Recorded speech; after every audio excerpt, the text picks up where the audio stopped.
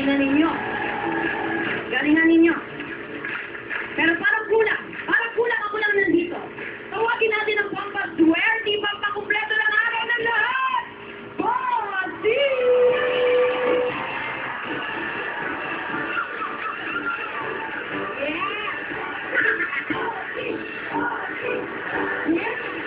Thank you.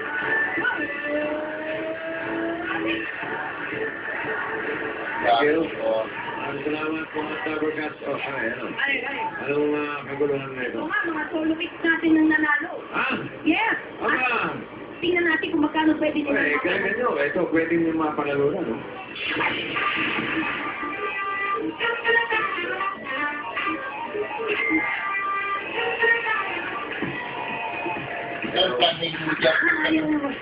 Kulang.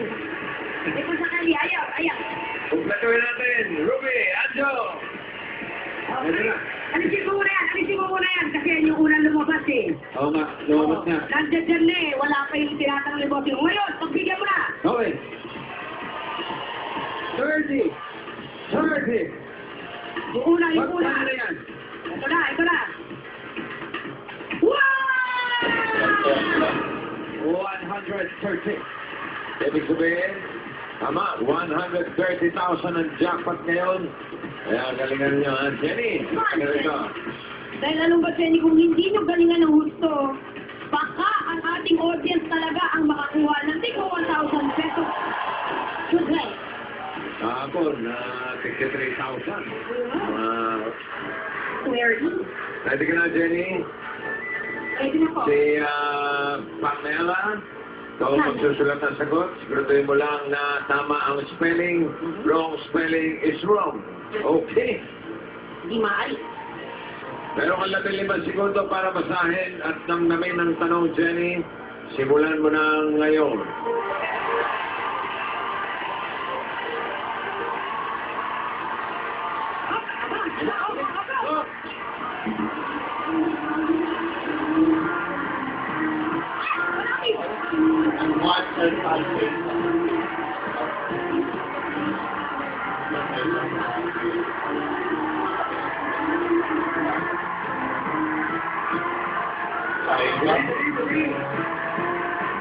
Bakit ko lang ilagay ka?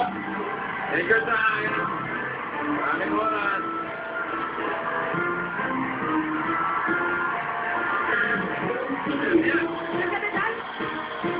Sino ang sabi ko?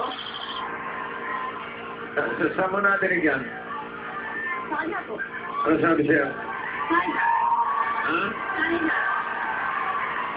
China. Oding. Madali si Jenny. Naintindihan mo ba yung sagot? Ay, yung tanong? Opo. Ha? Anong bansa? Anong ba? Yung total policy at yung new product, yung issue ngayon. Saan galing yun? Ay, hindi. Ay! Saan mo nabasa yun? Oh, Meron ba? nakalagay dito. Ano ang ibig sabihin ng ano? Ano?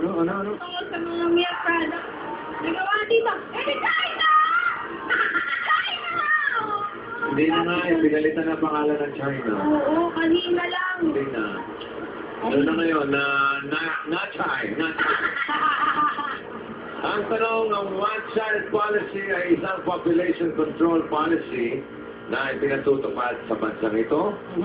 Anong bansa ito na nahaharap ngayon sa malaking usapin tungkol sa mga milk products na gawa dito?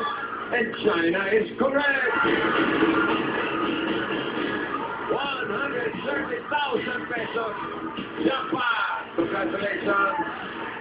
Yan, ang kapula sa puti. Hatid sa inyo ng Bigger IT, Milk Magic Diabetes, MoneyGram at iBerry.